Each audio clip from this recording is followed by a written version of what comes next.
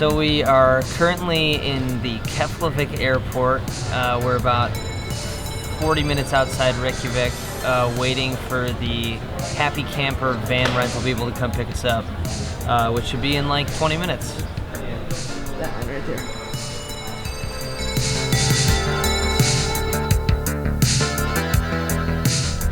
You got this one? Yeah. This is our Happy 3X.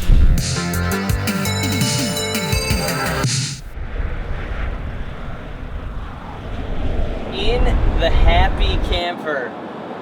This is an old Renault van. It has just shy of 275,000 kilometers on the odometer.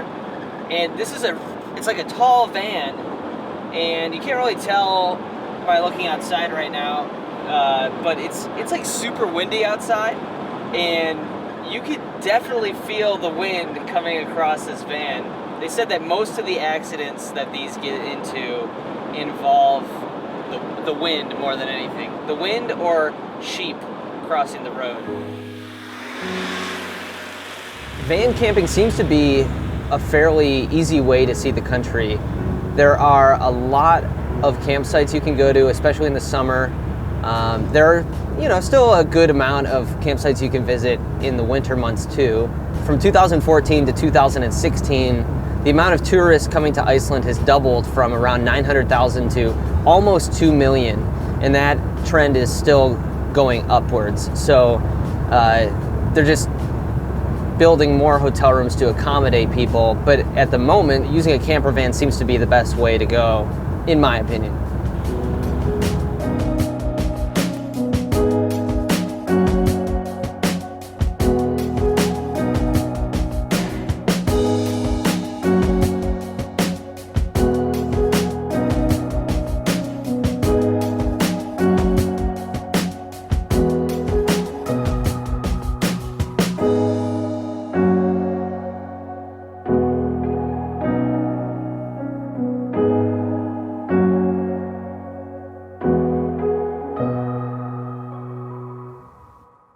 This is the campground in Selfoss, Iceland. As you can see, there are a bunch of other people camping here. It is 10 a.m., so a lot of the campers have left. It's not the high season, but it's still filled up pretty quickly last night. We're walking to where you can go take a shower. There are some bathrooms, there's a kitchen, power outlets, all communal area. So you have everyone in there at night charging up their cameras, checking out their photos on their computer. But it's a nice thing to have. It's a lot different than campsites in the United States. It does cost per person $1,500, which is roughly $15 US. So we spent $30, and included in that is the showers. If you park over there, you have access to power all night, which does cost a bit extra.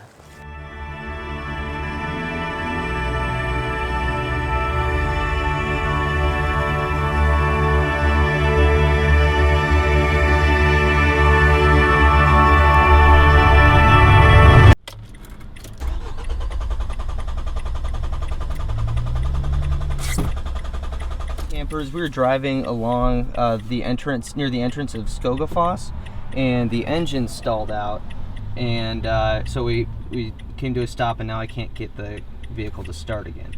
They have a mechanic, he says is not too far away. I don't know exactly how far not too far is. Until then, we were stuck at the entrance, like the busiest area in all of this region of Iceland, which is great. So yeah, just keep the hazards on, and hopefully one of these buses doesn't hit us. This is the downside to getting the experienced van, the one that has a few miles on it, is that I think sometimes things go wrong like this. Yeah, my co-driver filled it up last. I'm looking for the receipt, right? DIESELOLIA. They thought that we were putting regular gas in the car. I read him the receipt.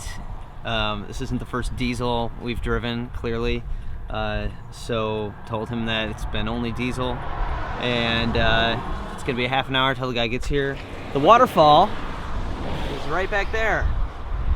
So, not the least beautiful place I've ever broken down. Would have been nice to not break down at all.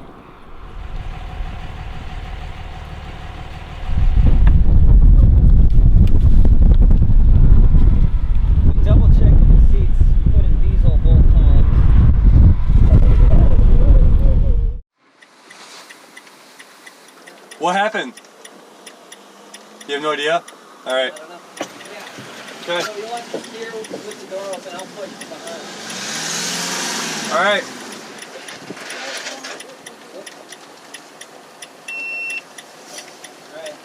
Okay. Yeah. Yeah.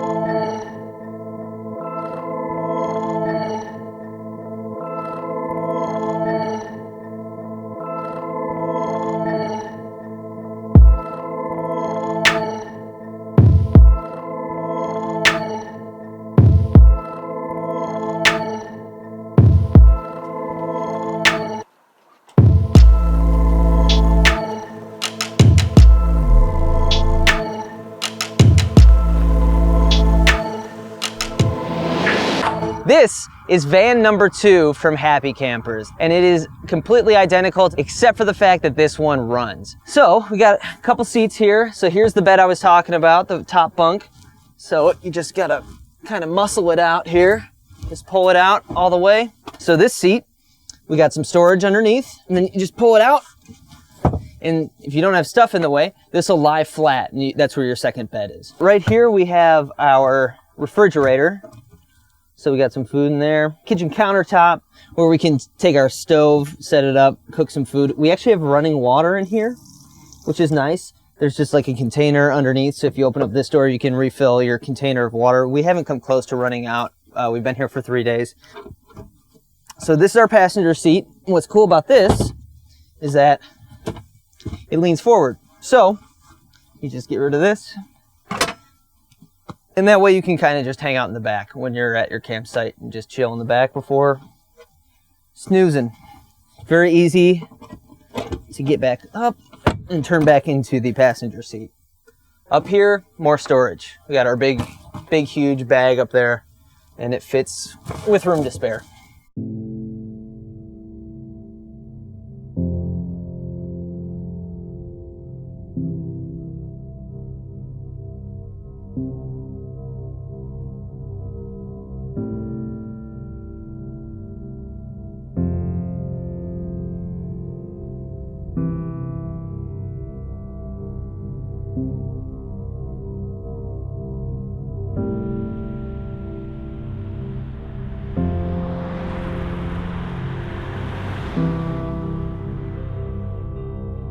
After our third night here in this Happy Camper 3X, I have to say, this isn't the van that I would recommend for a trip to Iceland. If you do want to go the camper van route, I would get one of the newer, smaller vans. They're more reliable and easier to drive, not to mention they're a little bit cheaper.